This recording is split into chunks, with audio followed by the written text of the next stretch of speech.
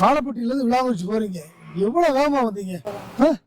கொஞ்சம் ஃபாஸ்ட்டாக வந்தீங்களா? வேகமாக வந்தீங்க. அந்த மாதிரி வர்றப்போ உங்கள் பின்னாடி துப்பட்டா கட்டியிருக்கீங்கல்ல, பூராவே வண்டியில் பறக்குது, காற்றுல பறந்துட்டு இருக்குதுல்ல. அப்போ வந்து பக்கத்தில் வேன் போது ஒட்டி போவாங்க. அந்த வேனில் கொண்டி இருக்குல்ல, அந்த கொண்டியை உங்கள் துப்பட்டா பின்னாடி சிக்கிச்சுன்னு வச்சுக்கோங்க, என்ன ஆகுமா? வண்டியோட கீழே விழுந்துருவீங்க. அப்ப யோசிச்சு பாருங்க, பையனுக்கு தலைக்கவசம் இல்லை, உங்களுக்கு தலைக்கவசம் இல்லை, உங்களோட நிலைமை என்ன ஆகும்? உங்க குடும்பத்தை யார் பார்ப்பாங்க? வீட்டுல யார் கவனிச்சுக்குவாங்க? எவ்வளவு இழப்பு ஏற்படும் இல்லையா? பொருள் இழப்பு, பொருளாதார இழப்பு, வீட்டுல குடும்பத்துக்கு. ஒரு நிமிஷம் சிந்திக்கமா, பின்னாடி துப்பட்டாவை கட்டிக்குவாங்க, சரிங்களா?